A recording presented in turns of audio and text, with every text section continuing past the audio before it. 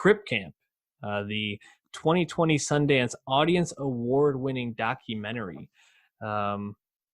which, speaking of presidents, this is produced by President Obama's production company that he started like 2 or 3 years ago. Directed by James Lebrecht and Nicole Newman. Is it Newhan? Newhan, sorry. Can't even read my own handwriting here. Apologies to Nicole Newhan. It follows the lives of people with disabilities who go to Camp Jened in 1971, which was not like an official person with disabilities camp, but it was a free-spirited camp that was aimed at people with disabilities. And it shows how the experience at this camp kind of sent some of these folks on a trajectory to become activists in the world of disabled people and to fight for disabled rights. Really moving documentary. I found myself tearing up quite a few times. I thought it was well told. Dave, how are you feeling after watching Crip Camp? Oh yeah, I think it nails it, man. Crip Camp's really great. Really strikes home the just the need for empathy and understanding, and the tone it is done so well because it's really about people with disabilities trying to lead active lives and pursuing, what they want to do, whether that's activism or their studies or just, whatever their interests may be. Is, a fair amount of characters that I say pop up throughout most of the doc, as we progress through the time. And, just it kind of restates, I think, in a great way, like the overall, I guess, message that disabled people always try and express to others, that just view them as people like you and I, and leave it at that. You don't have to like be super, super nice to me and like overprotective of me. I think they made a great point of pointing out while like the default well-intentioned efforts that perhaps their parents used to make back in the day when this was not something people talked about, also was not the right way to go about things, as well as people that are obviously being like really mean or whatnot.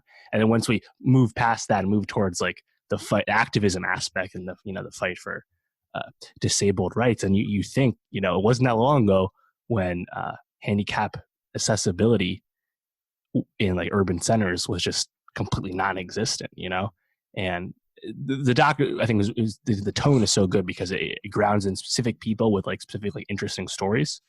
And I guess having this like camp that brought people together and then kept them connected was, I think, almost a good framing device, but also kind of interesting too, because thinking of like camps back in like the 70s, as someone that used to work at a camp, it's a lot different than it is now in terms of like the smoking and the co-edness and the boundaries and lack thereof. Is kind of interesting.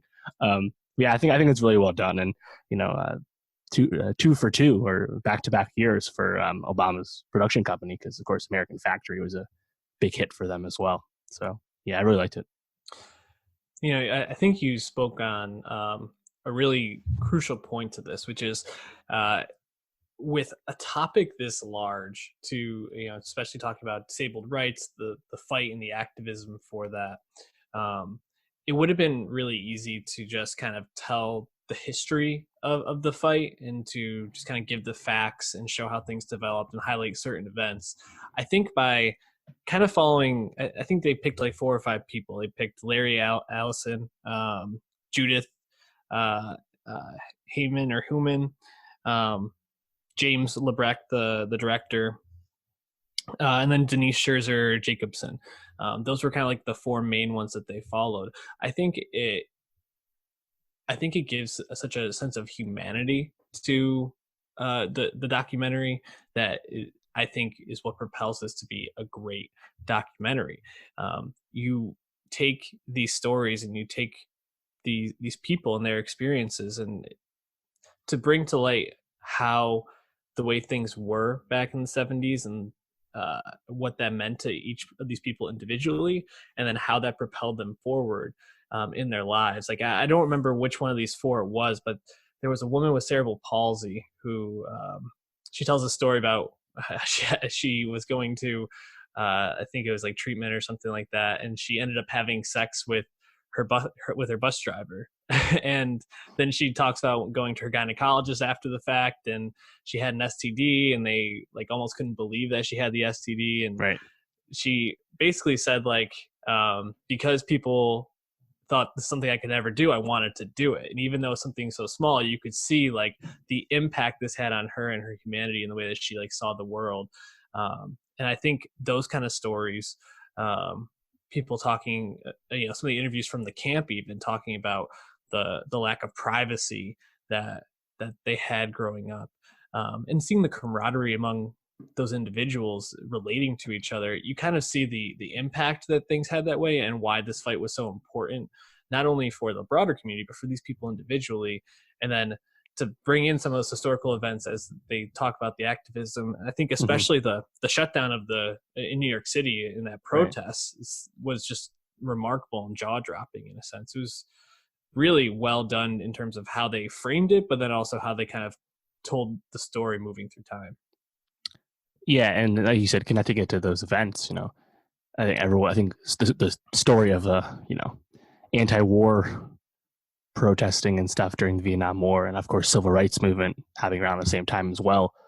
Uh, the disabilities activism is not something you hear about nearly as much, despite being kind of intertwined with those two things. Mhm. And I think it really kind of like caught my eye once they like realized that they almost needed disabled veterans, specifically veterans, to help them just to get more visibility. Mm. And yeah, it's just kind of interesting because again, like you think of how the institutions and how they've changed since the 70s, and obviously they I think do a good job when they kind of be very stark and honest and showing things like what was that Staten Island quote unquote hospital, what was it called, Hilderbrook or something, I forget the name, Yeah. where a young Geraldo of all people is the one doing the expose, and you're like, yeah, that wasn't that long ago, man. Hmm. But yeah, the docs, I'd recommend this to anyone just because I think it's both really informative, just in terms of getting you a lot of information about how things have changed, and also again because it's grounded in specific characters that I think do a really good job both in like the testimonials and also looking back with all there's a lot of archival footage. Um, it kind of gives you everything you want in a documentary. So Hmm. I think it's really great. Miss Americana, Taylor Swift's doc got I think more press, quote unquote, out of Sundance, but I think everyone has rightfully heralded Crip Camp as the superior doc of this year's Sundance. A little more important subject matter. Yeah, I recommended this documentary to quite a few people already, since seeing it. I think it's just important, uh, because what we say matters, the way we treat people matters, right? And I think that that's kind of the thing, that we see coming out of Obama's Higher Grounds production company, is that, um, he's highlighting stories that highlight the human American experience. I think American Factory tied in a little bit of how the global experience, especially China, Mm, has impacted the right. factory experience. But um, he's highlighting pieces of American life that tell important stories and relatable stories. And I hope he keeps making these, because I think it's impressive. Obviously, in line with I think a lot of impressiveness from President Obama, but also important to be looking at these things. So shout out to 44.